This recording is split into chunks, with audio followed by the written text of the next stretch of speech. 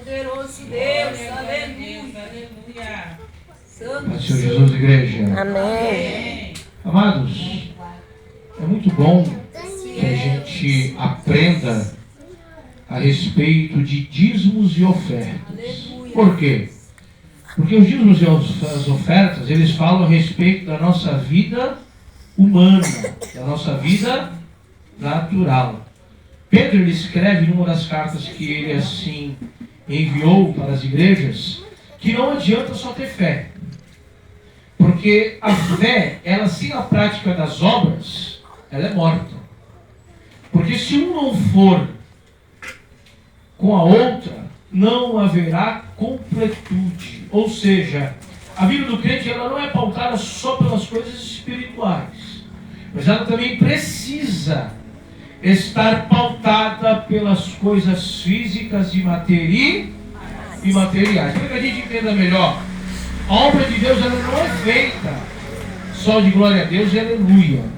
É muito importante o louvor, é muito importante a adoração, é muito importante o culto, porque é isso que rege os céus e que move a mão de Deus a nosso respeito.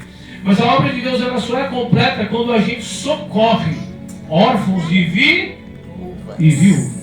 Então é importante, o texto das cartas de Pedro vai dizer, e se alguém tiver a necessidade de se aquentar, de poder superar o frio, nós precisamos vesti-los. E se alguém tiver fome, nós precisamos dar de comer.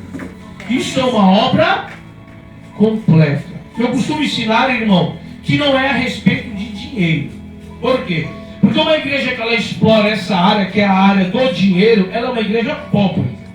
Ela é uma igreja que ela está bem distante de Deus.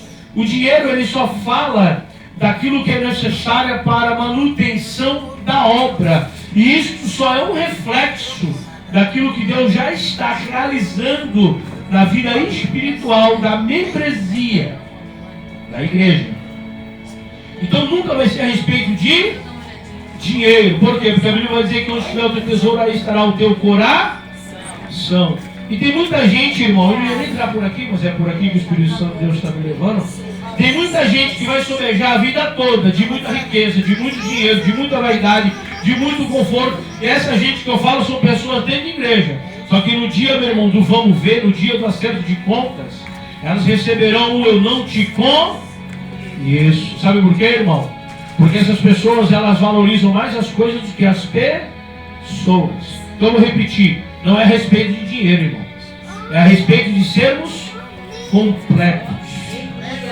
Bem, e a completude que vem de Deus é quando nós amamos um ao outro como a nós mesmos. Então é importante a gente entender que a prática do dízimo e da oferta é só um ato de reciprocidade. É um ato de fidelidade. Devemos amar a Deus com toda a nossa força, com todo o nosso entendimento, com tudo que Ele tem colocado na nossa mão.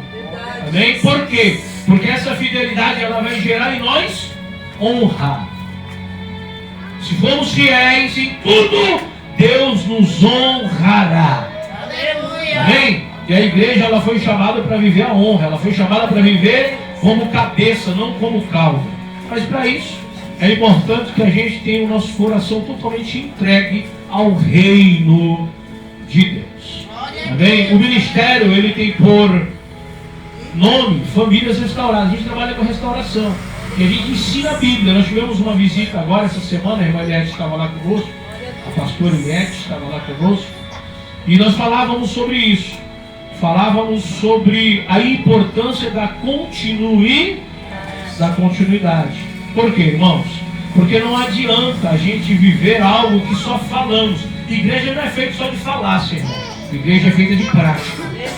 Amém? Então hoje nós temos esse privilégio de aprendermos de Deus.